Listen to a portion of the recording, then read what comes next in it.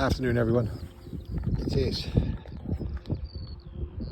Tuesday the 6th of May. I was meant to make this yesterday, but being a bank holiday I got sidetracked doing other stuff. Firstly, what a lovely location, look at this.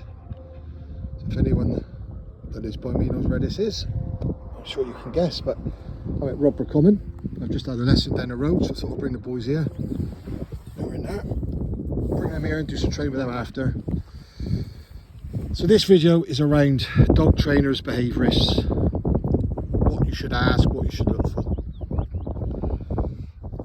So I intended to get this off with trying to keep an open mind, but some things have happened the last 6 weeks that has been said around certain trainers and that needs addressing. At the end of the day, I'll start off with, if I'm busy, then that's all I need to worry about. I don't care how busy another trainer is. I don't care if they've got loads of work, they've got no work. I don't care if they're spending £1,000 a month on advertising or nothing on advertising. At the end of the day, they run their business how they want to run it. I'll run mine how I want to run it. If you're spending £1,000 a month on advertising, you probably need to look at your whole business portfolio, to be fair, because you should be busy. You shouldn't need to be spending that. Especially when the likes of Facebook, which is what I use, keep me busy all the time. So on that note, theoretically speaking, when you look for dog trainers, they should all be in one big pot. But we know from my previous videos and the way society is today, that we can't do that. That's too simple. So now we'll have people who claim to be, and I use the word claim, force-free, positive-only trainers. And we have people like me who are what's called balance trainers. What is a balance trainer? It's somebody who will put a rope slip lead on and pop the lead if the dog's misbehaving. It will pop the lead if the dog's jumping up. Things like that. Force-free pos only will do everything predominantly with food. They might use a toy. Now, I'm not going to go into who you should use. All I know is what I'm told by my clients. And I could happily say, since January the 1st this year, I've probably seen 40 people who have been told, these force-free trainer, positive-only trainers, that their dog doesn't take food when they're out. They haven't listened and it hasn't worked. So then they've come to me. Some of my clients will tell you, and one I know of a few that have been told by a force-free trainer the problem cannot be fixed. Walk the dog in private fields only. I've gone along, we fix the problem. And that's the problem here. I know a lot of force-free trainers are good people, but they will put their hands up and go, we're not force-free. It's just a myth. I'll give you an example. I was out last week training my boys, and I was watching a force-free trainer help a lady with a cockapoo. Didn't walk past, I stayed away, I just watched. Cockapoo was on a harness and it was lunging at dogs. So the lady was waving this handful of food, chucking food on the floor. Dog wasn't interested. It was lunging at dogs.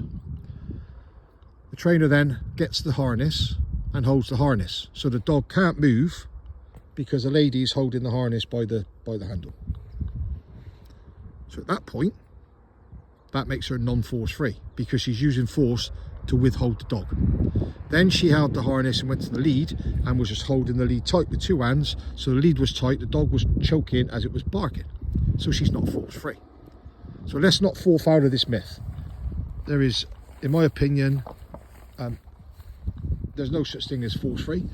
In my opinion, 10% of dogs probably can be trained to food only quite easily. But I know dogs that are massive foodies in the house, massive. They'll be in the bin if they can. But once they come outside, it has no value. But I'm not going to get into more of a debate, but that's all I'm saying is, the bit that gripes me more than anything is I had a client come to me the other week for a first time lesson. We did the lesson. She was really, really happy with the results. And then she said, I'm glad I didn't believe the force-free trainer. I didn't ask who it was. I will find out, but I didn't ask who it was at the time. I said, why is that? She said, because when it wasn't working and I told them I was going to go to another trainer who wasn't force-free, they told her, don't go to them because they'll be picking dogs up by the ears, they're probably smacking it and they might be kicking it. What I can tell you now, 100%, I've never done any of that to anyone's dog or any of my own dogs. And any of my clients will vouch for that. If you've got to do that, you're not training, you're bullying. But that statement itself has basically gripped me a little bit. So now, as far as I'm concerned, the gloves are off.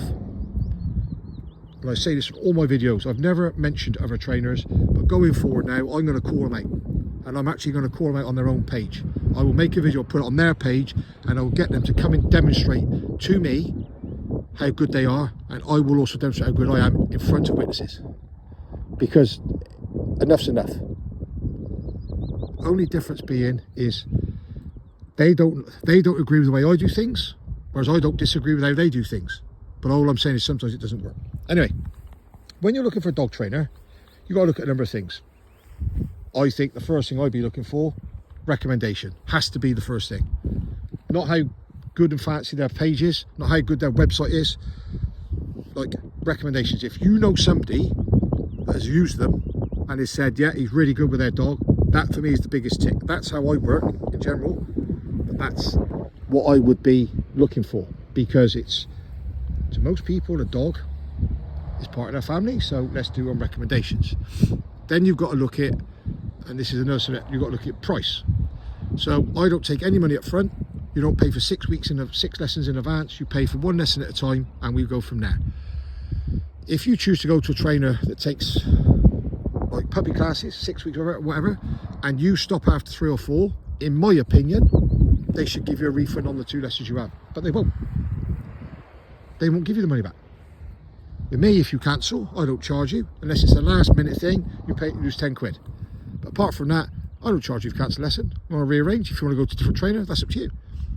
So that's the other thing is how flexible are they? Do they work weekends? You know, do they work bank holiday? They come to you, do you go to them? All these little things. But the thing to be aware when you're looking for a trainer, people, is if you're going to message a trainer and go, how do you train? Are you force free? Then you're almost telling the trainer how you want your dog to be trained.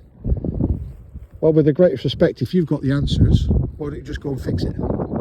If you get a plumber out to fix it, you don't tell him when you want to use plastic or copper pipes. You just let him come in and do the job. And that's how it should be with training. You know, if you've gone to a trainer based on a recommendation and you think they're affordable, then let them do their job. What they're professionals in their field. Let them do the job. But messaging me saying, if you're not force free, I don't think we want to come to you. Then just don't come to me. Go to force free trainer.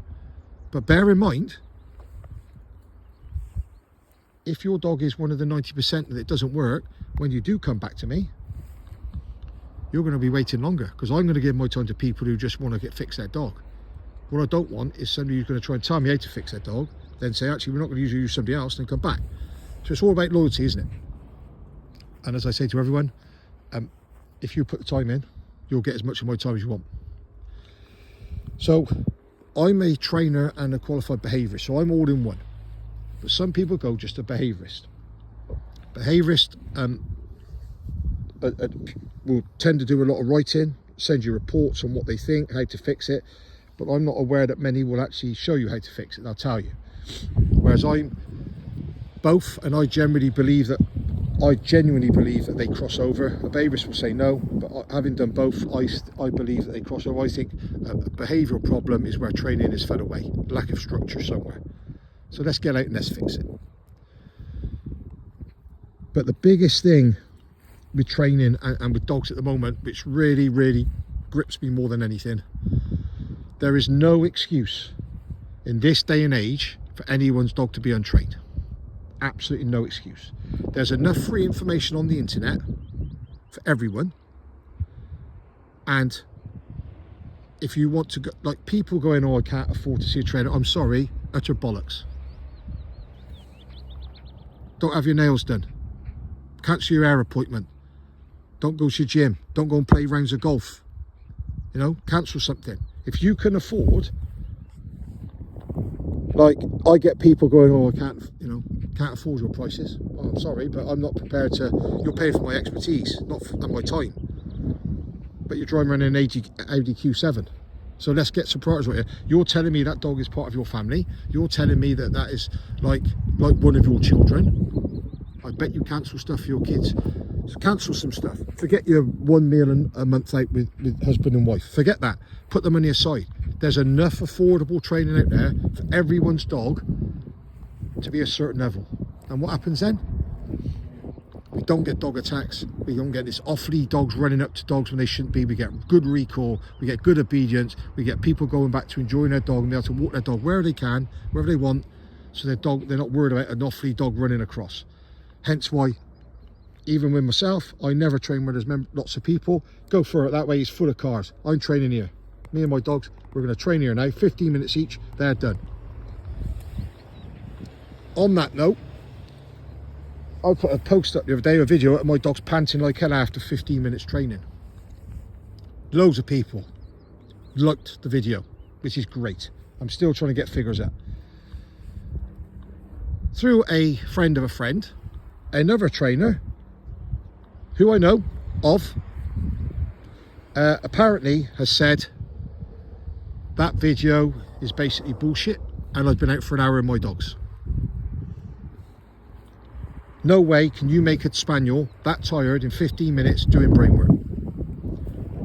Well, we all know as you get older you get more grumpy. I love a challenge. So this afternoon I am going to make a 15-minute video where I'm going to show you my watch before we start and I'm going to show my watch when we finish. And I'm not even going to do it on long grass where they got to hunt a lot. I'm going to make a 15-minute training video with Dexter on the playing field by my house where the grass is as short as this. Not long grass. And all he's going to do is some sit whistle, some recall, and a couple of retrieves for 15 minutes.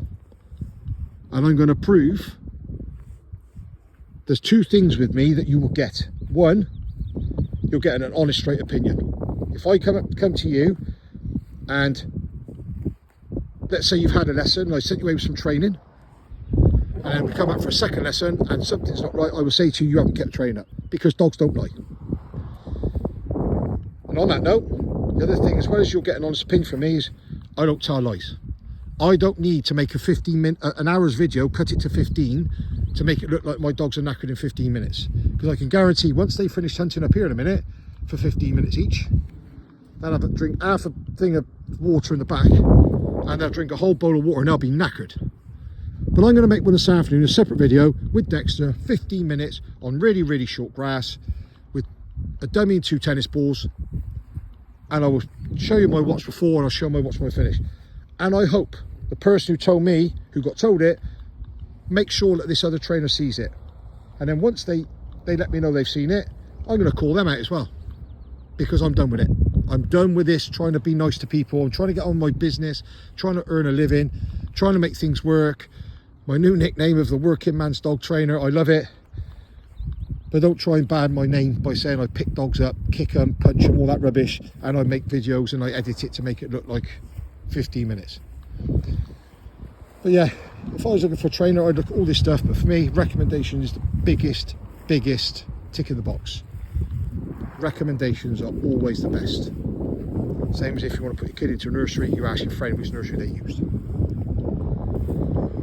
But really, that's around about it. I mean, behaviourist, I don't know so much they charge, but they're a lot more expensive. But I've been to people who've been to trainers who charge £200 an hour. I don't charge anywhere near that.